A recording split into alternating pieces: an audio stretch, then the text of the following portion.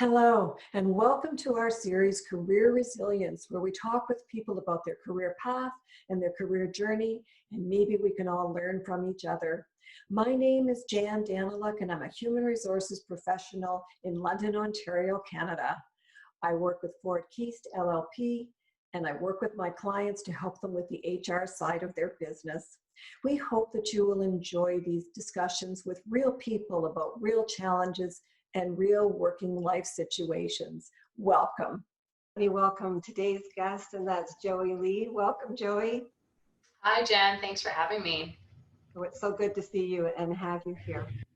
So I wanted to, first of all, talk about where we are. I'm located in London and Ontario, and where are you today? I'm based in Vancouver, BC. I wanted to get into a little bit about your background and so on, but let's start with what you currently do for a living. So tell me about your current role. So at the moment, I'm a project manager for a software development company in Hong Kong. I'm managing a project that they're launching in North America for the real estate industry. Okay, and how long have you been doing that? I moved to Vancouver at the end of December, so they called me up in January and offered me a position working remotely for them. So since beginning of this year. Okay, and so is that your education? Is it related to project management? Not at all. My background was in school with criminology and law, so I don't think I've spent a day in doing or pursuing what I went to school for. Okay, that frequently happens, doesn't it? Yeah. So tell me about your hours of work.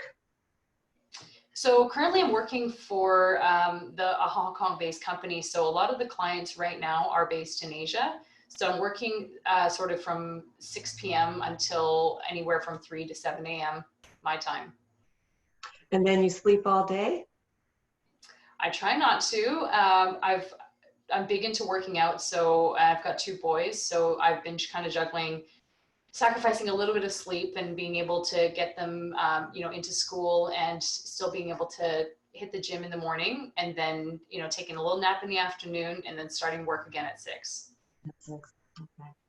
So let's go back in time a little bit and tell me, when you were growing up, did you always know what you wanted to do when you grew up? I thought I did. I went through school playing a lot of sports, and I helped coach some sports teams after I graduated from high school. And I think I always thought that I wanted to go into teaching, and I wanted to be a PE teacher. I looked up to a lot of my PE teachers in school, and I think that that's what I wanted to do, was work with kids. And that didn't come to fruition, and I think I changed my career path many times in the last 20 years. So yeah, that happens a lot, where we're on one path and then we're on another path. Yeah. So did you go to university or college? I did. So I played basketball for Douglas College for a year, and then Capilano College for a year. I graduated with my associate's degree at Capilano and transferred over to Simon Fraser for 2 years, where I was pursuing my bachelor's. But after a couple of years, I just decided, I actually decided to move to Hong Kong. So I stopped my university education there. Wasn't really believing in what I was doing. So completely made a big change in life and moved out to Hong Kong. Was that a difficult move to make? It was extremely difficult. When I made the decision, it was very scary, but, I always felt like there was nothing to lose. I always had a home here in Vancouver. So if things didn't work out, it wasn't the end of the world. So. And do you speak Mandarin and Cantonese? What are your languages? So I do speak Cantonese. Very conversational, but I could definitely get by. It definitely improved while I was in Hong Kong for the last 15 years. And it comes and goes, depending on how much I use it, but yes, I do speak Cantonese. Okay. And so do you need Cantonese to be in Hong Kong? No, not at all. So the clients that I was working with, they're all English speaking, and there's a huge expat community there. So, you know, depending on where you are located and what type of job you're in, it's definitely beneficial to be able to speak the language. Right. And I think it made my life much more comfortable there to be able to navigate around the local markets and the local community and feel a little bit more relatable to my own culture and my background. Yeah. So it was actually beneficial for me to be able to speak Cantonese. Yeah. What's the vibe working in a city like Hong Kong? Hong Kong is so amazing, and I think you've been there too. So I think you'll you know a little bit about how exciting it is there. It's extremely fast paced. Days roll in and out so quickly. People there tend to work really long hours, and they work hard and they play hard. So you know, having moved out there in my 20s, you know, you were out all the time, but you did work 12-hour days, and you know, their normal working hours are 6 days a week for most jobs. Really? So yeah, so the first few years of work, I was, you know, working sort of Monday through Saturday, and we would have one full day off, and we'd be working 12-hour days the rest of the week. So, but that just became normal, you know, that was just how people worked. So that was just the culture to work those kind of 12-hour days. Yeah, and actually, like, you know, government statutory regulations are for you know, employees to work on a local contract 6 hours a day. Sorry, 6 days a week, and I think it was something like you get 7 days of paid vacation a year. Okay, so when you got there, what did you start to do to, again, put food on your table? Well, I moved to Hong Kong mainly because I was pursuing, you know, my sporting career as a Muay Thai fighter. Okay. I wanted to be a little bit closer to Hong Kong. So tell us about Muay Thai fighter. What's that mean? So Muay Thai is a form of kickboxing. It's a Thai style of boxing where you use your hands and your feet and elbows and knees. So it's called the art of 8 limbs. There's, you know, 2 hands, 2 elbows, 2 knees, and 2 feet that you can punch and kick with. And I got into it here in Vancouver. I had a few fights, and I really wanted to do a little bit more training and get a little bit closer to Thailand. And I thought Hong Kong, I had relatives there, and it was easy for me to get, you know, to get based there and to be able to do some training on the side. Okay. So did you become a professional fighter? Yeah, so I started training out there, and I met somebody who wanted to get me a professional fight. And so I trained up for it, and my first pro fight was out in Sydney, Australia. So once you get paid for a fight, you're considered professional. Okay. So what types of places did you fight? So I fought in Thailand, Australia, Hong Kong, Macau. Mainly those are where the big events happen. So, and I've had a few fights in Vancouver as well. Okay. So Macau is a place that's known worldwide for its gambling. So, you know, when the helicopters flying people over to gamble and so on, it's quite the place. Was that kind of an interesting experience fighting there in particular?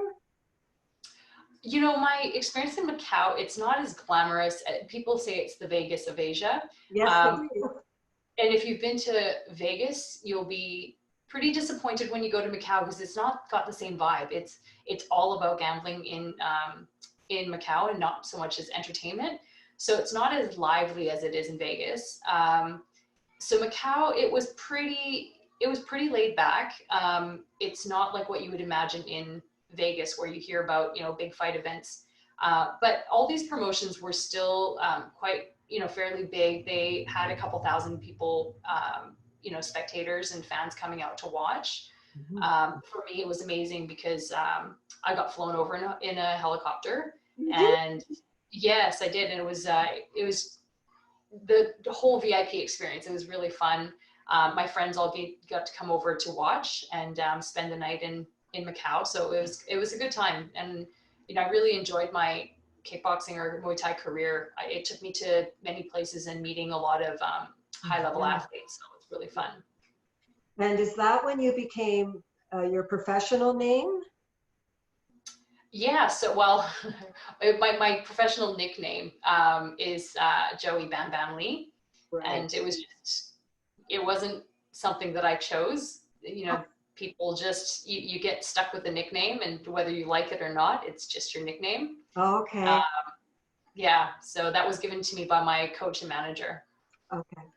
And what made you decide to finish up that aspect of your career? Well, I fought till I was 30, and that year it was actually supposed to be my biggest year in fighting. I had planned to fight for a title, a pretty high level title against a world class fighter, and that whole year kind of went out the window when I got pregnant with my eldest son. Okay. Yeah, that would change your career path yet again. Yeah, definitely. Yeah. So then in terms of career, what did you decide to do then? Because now you're a mom and you're in a different stage of your life. So what did you choose to do? Well, prior to getting pregnant and stopping my career in Muay Thai, I was a personal trainer. So when I moved to Hong Kong, I started working as a personal trainer. So I'd done that for 5 or 6 years. When I stopped fighting, I continued my personal training, and we opened up a few businesses at that point with my husband. Okay, so you went into business for self is what we call that, right? Yeah. Okay. Yeah. So just to veer off for a second, who's been I'm sure you've had a variety of influence, people who have influenced your career, but who's been your biggest influence? For my career, I mean, my mom has been an entrepreneur all her life, and having grown up with my mom, she's always inspired me to not be afraid to go out and do my own thing. I think that's where a lot of my attitude and my mentality comes from. I've seen her go through a lot of her own businesses as well, and I've always just had that ingrained in me, and she works extremely hard, and that's how I've kind of grown as well. And I feel like a lot of what I do is reflected in how I see my mom. So I think she's probably been the most inspirational and person who I look up to and try to find strength in when I look at my own career. Yeah, I bet she's very proud of you. I hope so. My mom and I see so much similarity in me and my mom. So, I hope that I can work as hard as she has all her life. Mm-hmm. Great person. Yeah. So let's move on to career resilience as well, in terms of you and I talked about what you'd like to chat about in that arena. So you indicated that you were interested in talking a little bit about failure, which I thought was quite fascinating. So what is your thought process there in terms of career resilience, Joey? Well, when you brought up having this chat, that was the first thing that came to mind, and mainly because I think it's something that not a lot of people who've owned businesses and things like that, or maybe people who don't own businesses, they don't see that that's a big part of learning and living as an entrepreneur. Not everything always works out. We've and I said that my mom has grown up, I grew up with my mom having several businesses, and several of them failed, and it wasn't the end. She picked herself up and, tried something else. And I think for me, my last 15 years has been very much the same. We had some incredible clients and friends who backed us up and helped us open businesses, and some of them failed. It What kind wasn't. of businesses? So my husband and I started personal training businesses, and Hong Kong is a pretty vicious market. formulas that work in the rest of the world don't necessarily work out there the same way, mainly because rent is so high there. So normally the way that you would run a business here and the way that you would play out a, formula for the business, you have to factor in, anywhere from 5 to 10 times in rent there. And for services, you're not really charging 5 to 10 times the amount of, what they would charge here. It's definitely more expensive. But you kind of have to, and that's why, people work a lot harder in Hong Kong. With our business, it was very, what we could generate on an hourly basis. So it depends on how much we could work. And between my husband and I, we were both doing, 12-hour days. But, being able to run a business, and we hired trainers to work for us. And that was the first time, I had employees. And we did expand the business, but, we had the business for a good 7 or 8 years, but it did end up having to close down. And did you know that was coming? Like, how long did you feel that was coming?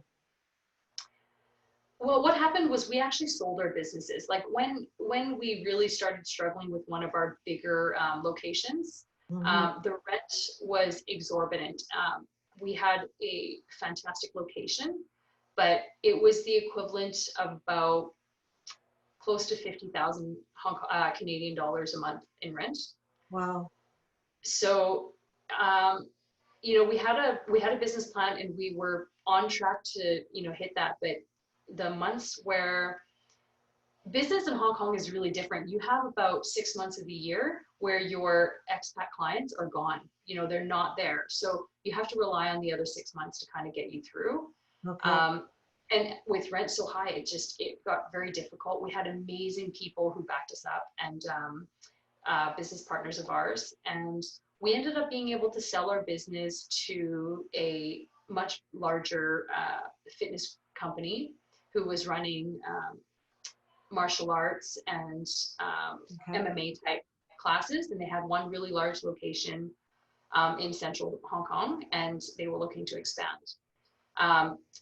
So they took me on, and one of the things with our contract was that I would go work and run the business for them on that side and become the GM for them. Okay. But yeah, I mean, they had a much, much bigger location, and to take 15,000 square feet in the middle of central Hong Kong, I mean, their rent was in the hundreds of thousands a month. So to be able to maintain that type of business, it took a lot of investment, and it was really stressful that whole time. The business ended up going into bankruptcy. And so unfortunately, my businesses that I had brought into that group had to close down as well. Yeah. And I kind of feel like those feel like failed businesses for me. The fact that I wasn't able to find a way for them to survive. And I feel like we had built a lot of relationships. The gym kind of becomes a family for a lot of people. Yeah. People are spending 5-6 days a week there. We had kids programs, and so we had entire families, and they've become my closest friends. And you feel like you've lost and collapsed a community. Yeah. So it does feel like failure. I felt like I came out of it, and it was, when it had to close, more than anything, it was depressing, and it was sad and heartbreaking for me. Yeah. Because I invested, everything to do this business, and more than anything it was embarrassing. Like, it was embarrassing to go back and say, I couldn't make it. I couldn't make it work. And so it took me a long time to get through that feeling of everybody's looking down on me. Oh, and everyone kind of felt like I just, she failed. Which they probably weren't. That was probably all in your mind, right? Yes. And it actually, the reason why I got out of that slump was the amount of encouragement and feedback I got from the people who were the most affected from the business. And, I got a lot of messages when the week after it had to close, just saying, how sorry they were that we couldn't keep it afloat, but how much I changed their lives. And, those messages were so emotional and genuine. And, more than anything, I felt so much support that it didn't make me, it taught me a lot of lessons, because obviously, you learn a lot about how to run a business, what's feasible, and what you need. So what we had planned and envisioned, I don't think we were far off. Given a little bit more time, I think we could have kept it afloat. But I mean, right now, I'm kind of glad with this year. 2020 would have, it would have happened anyways. It was inevitable.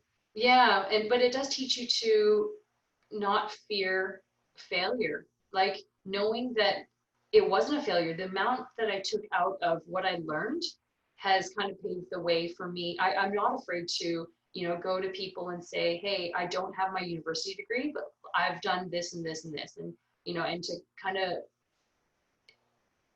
tell them about how many, the amount of people and business that I did manage. And, I built 3 gyms, we went through the renovations, and I did that all on my own. I feel like those experiences, far exceed anything I could put on my resume as far as, education and things like that. I think that's so true. I mean, that's how you really learn, is in real life. It's great to have, education and degrees and so on, but it certainly by far is not the be all and the end all. And anybody who's, ever apologizes about their education level, no. You've done well for just by navigating your work life, right? Because it's tough. It really is. And, you were sort of out there on a limb with those businesses and making them work for a great period of time. And then other stuff happens, right? So, but, you came back from that and moved on to another adventure. And that's what I always believe, that out of change comes opportunity. You just don't know what that's going to be. Yeah, for sure. Joey, thank you so much for chatting with me today. I really have appreciated hearing about your background and hearing about fighting in Macau and your own business. And, you've got a really incredible career. And I'm sure that big influencer in your life, your mom, must be incredibly proud of you. So thank you for chatting with me today. To our viewers and our listeners, thanks for joining Joey and me today on the chat about her career journey, and we hope that your career journey is doing well. And until we meet again, thank you so much for joining us today.